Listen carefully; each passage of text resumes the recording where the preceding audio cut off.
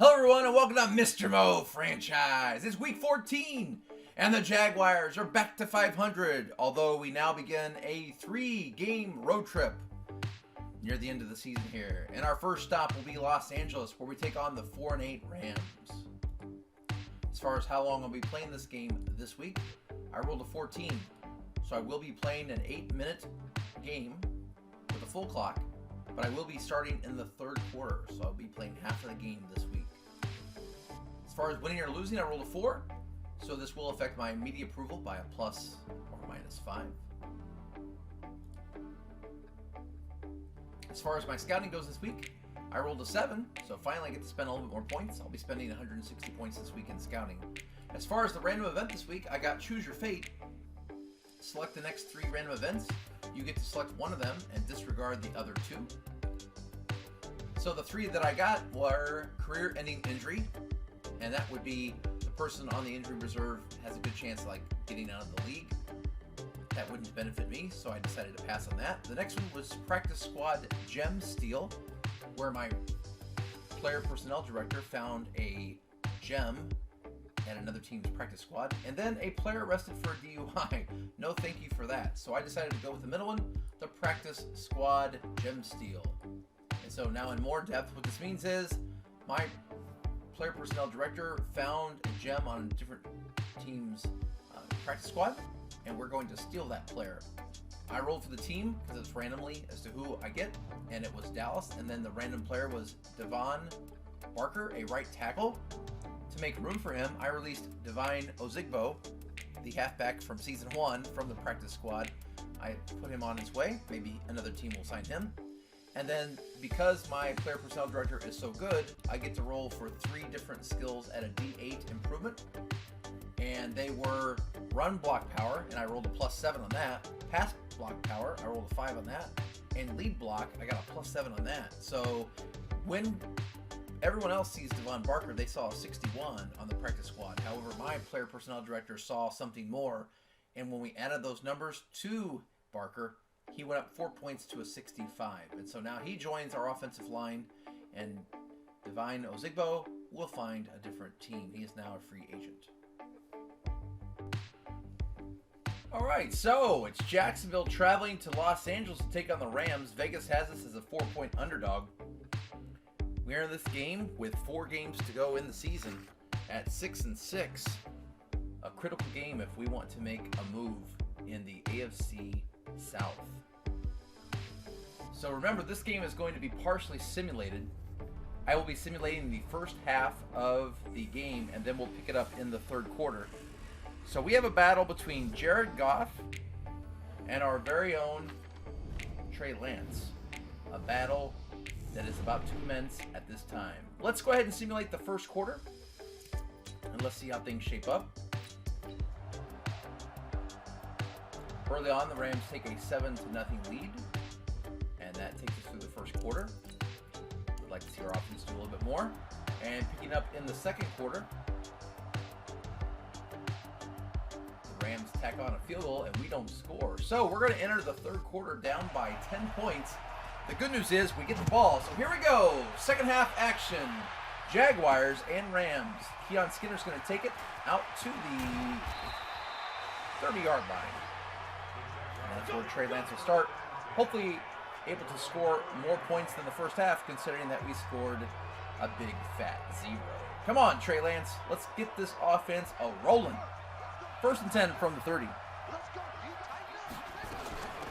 going to be a handoff. Kylan Hill. And he's going to be brought down for a yard loss. Good job by the Rams run defense there. 2nd down and 11. Lance out of the shotgun. He's going to dump this off to Kylan Hill for a gain of a couple, but there is a penalty flag, and that's going to be a holding call. And that's going to be against our left guard, Trey Smith. So that's going to put us in a bigger hole. 2nd down and 20.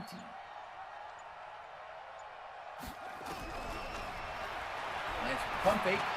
He's going to go to the deep out to David Njoku, and there's another penalty flag, and we are hit, unfortunately, with another holding call. This time it's on our left tackle, Taylor Decker. So the left side of our line has decided that it's much better to be at 2nd and 30 and second and manageable. So now we face a 2nd and 30. This is caught by David Njoku for a gain of 22 yards, and now it's 3rd down and 7. A much more manageable 3rd down. And here we throw an incomplete pass. We scrapped to get that back to manageable, but unfortunately we're going to have to punt. And out comes Logan Cook for this punt. No offense to Logan Cook, but he is not the best punter in this game. The Rams have Johnny Hecker. First down carry to Darrell Henderson Jr. Good pursuit tackle there by Josh Allen. Coming across the field to make that tackle. Rams get a small gain. It's going to be 2nd down and 8. Play action. Goff back to pass. Goff has all kinds of time. He's going to dump it off to Henderson. And Henderson's going to pick up the 1st down. Good job by Goff to check down and pick up the 1st down. 1st and 10, single back formation. Wide receiver in motion. And Josh Allen once again in there to make a tackle. And it's going to be no gain. 2nd down and 10. Jared Goff, quick pass out to the receiver. Robert Woods, one of the captains for the Rams, and that is going to be a no gain once again, and 3rd down and 10 for the Rams. Let's see if the Jaguars can get a stop here on 3rd and 10.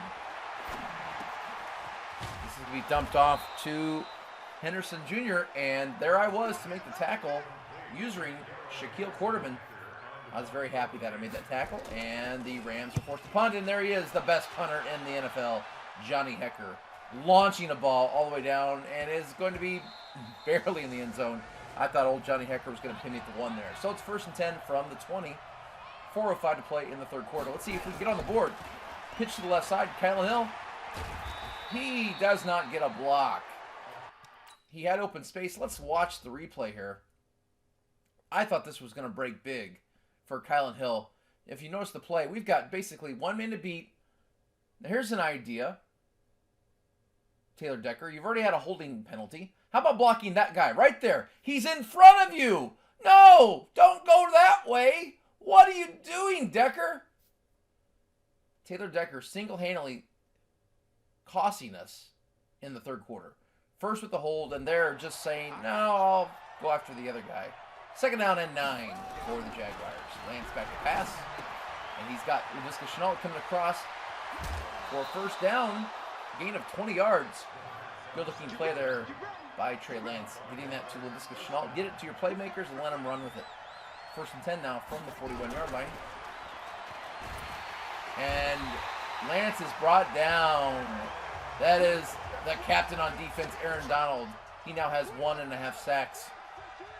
Trust me, you haven't heard the end of Aaron Donald in this game.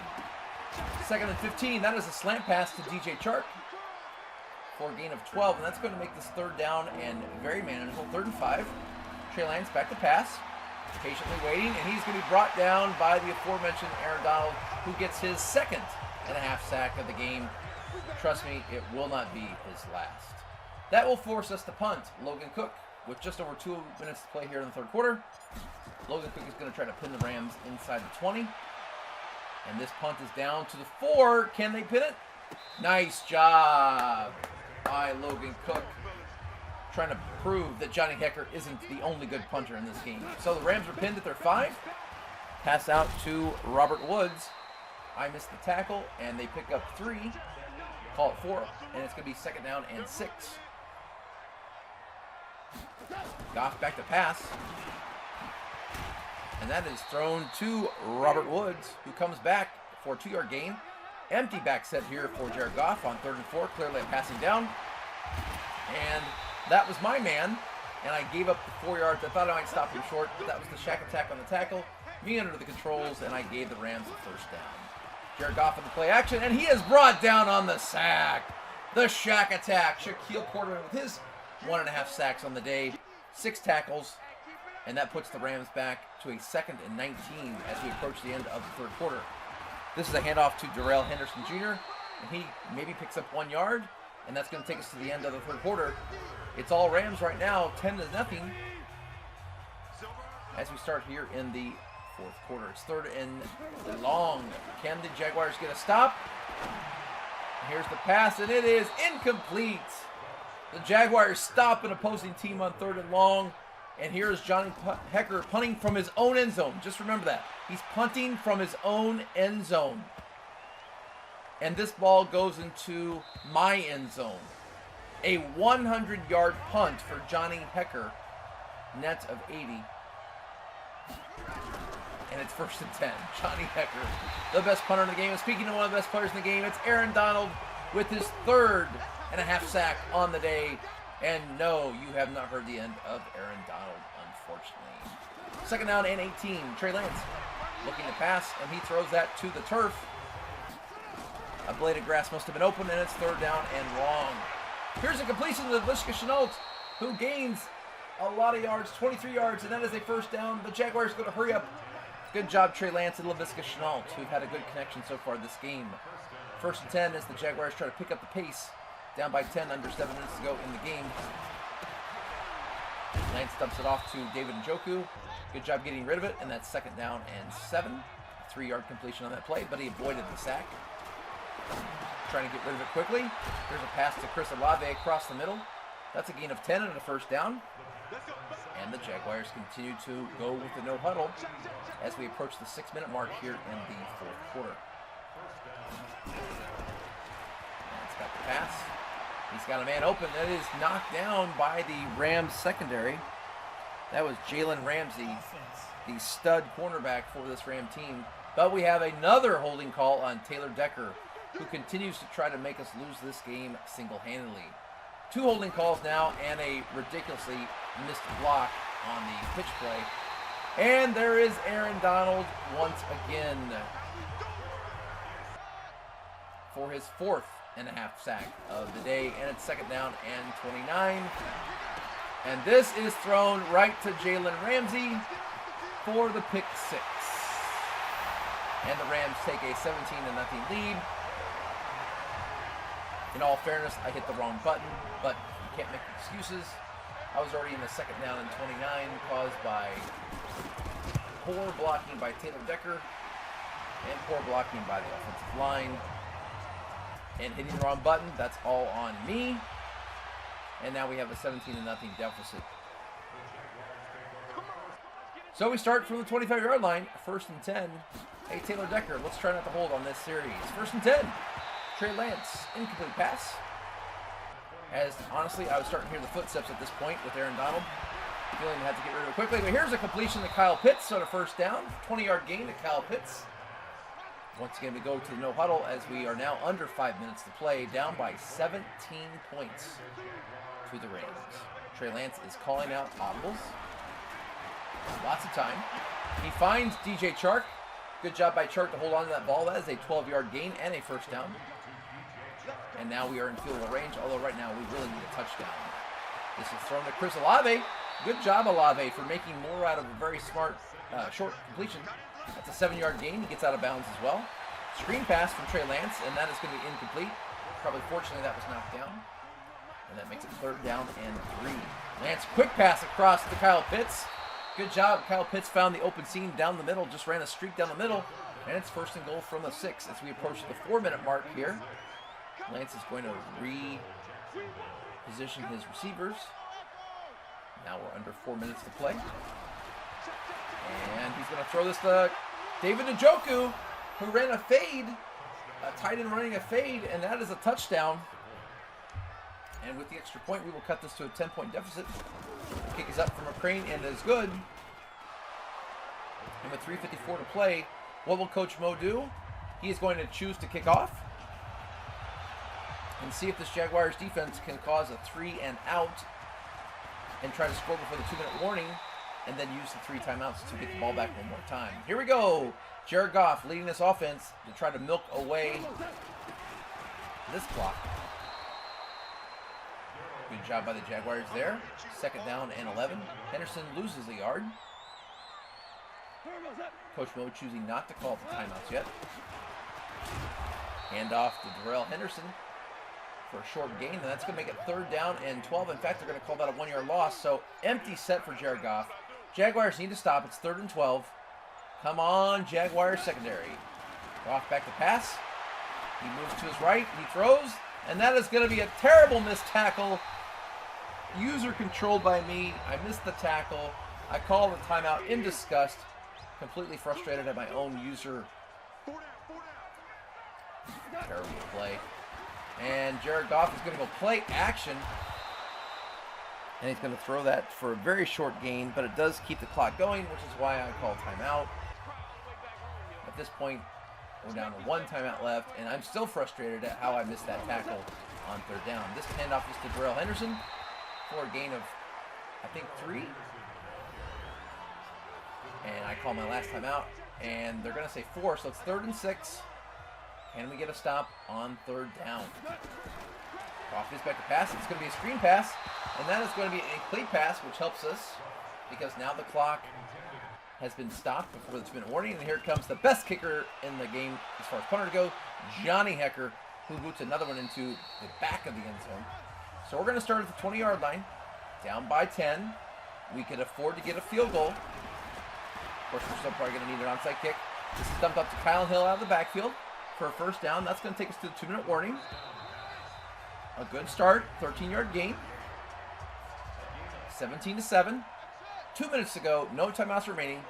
Can Lance get us back with the score?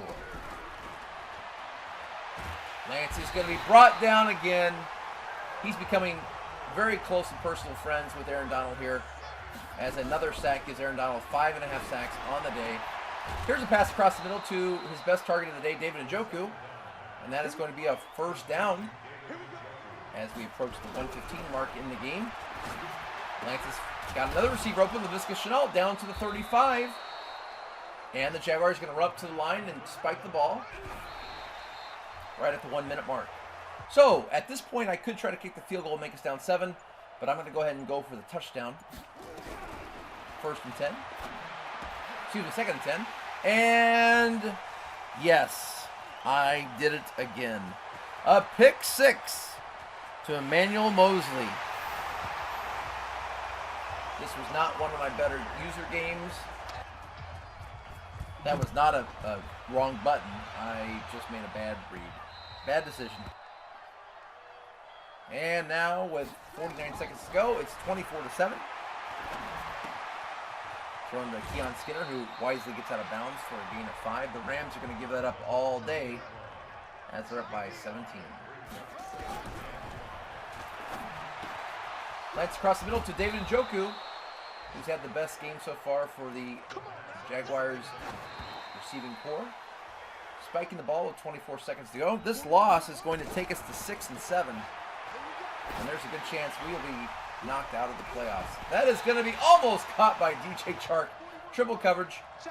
Lance almost threw his 4th pick of the day. And one more time for good measure. Why not end the game on that? The 6.5 sack of the day for Aaron Donald. So between 6.5 sacks for Aaron Donald and 3 interceptions, 2 of those pick 6s, the Jaguars come out of Los Angeles with a very disappointing and frustrating loss. A final score of 24-7. Yes, we start out down 10-0, but that's no excuse. I still threw 2 pick 6s in the second half, and that is unacceptable. So we leave Los Angeles back with a losing record at 6 and 7, and our playoff hopes on the line. Let's take a look at the final stats of this game. Not that we want to, but we need to. Trey Lance, I did have 314 yards passing. That's the good news. And 25 to 35, not too shabby. But 1 touchdown to 3 interceptions is not going to get it done.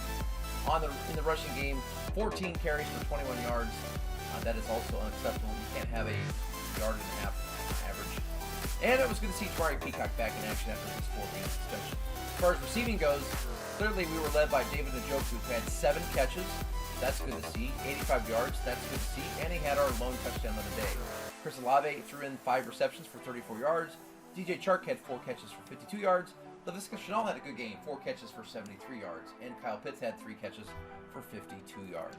As far as blocking goes, it was a miserable day. Our center, Creed Humphrey, gave up 4 sacks. Trey Smith gave up 2 sacks. Don't even get me started on Taylor Decker. It only shows 1 sack. Don't forget he had 2 holding calls and a terrible, terrible missing blocking assignment on the pitch play. As far as defense goes, the Shack Attack led us with 10 tackles and 1.5 sacks. He continues to play over and above his number. Nick Bolton also had a fine day. He had 9 tackles and 1 tackle for loss. Good to see Nick Bolton playing well for our team. And then you also had Josh Allen with 6 tackles and a couple players with 5 tackles. Monte KZ and Ronnie Harrison all had each had 5 tackles. Harrison had a half sack. Taven Bryan ended up with a sack as well. As far as upgrades, good to see Chris Olave, our superstar receiver, getting another point, and we put that into deep threat. And he's going to go up 1 in acceleration, 3 awareness, and 2 release. That is excellent to see him get that 3 awareness. And he's only 21 years old. He's a budding star for this team.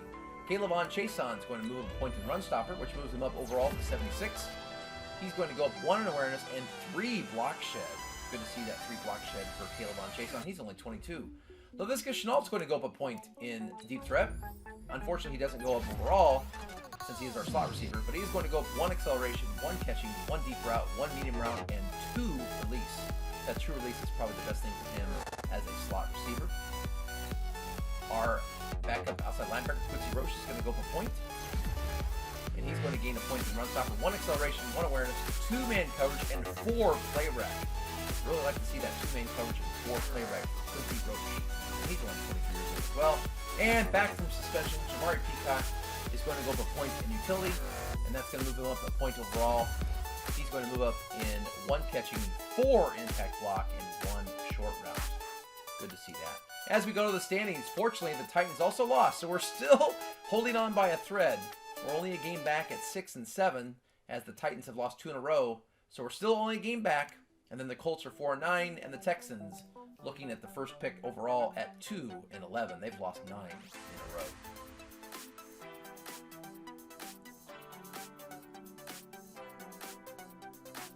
All right, so we head into the end of the season. We're back to 6-7. We did lose some media approval. We dropped from a 33 down to a 28, so not the worst thing in the world, but still, the media is not buying what we're selling, nor is our GM. But the fans and the players, they're still on our side. Well, thank you so much for watching. If you haven't already, think about subscribing and smash that like button. And tell a friend what's going on here in Jacksonville. We are teetering between possible playoffs or not at 6-7. We're only still a game back of those Tennessee Titans. Next week, we travel to Denver to take on the Broncos. Thanks again for watching.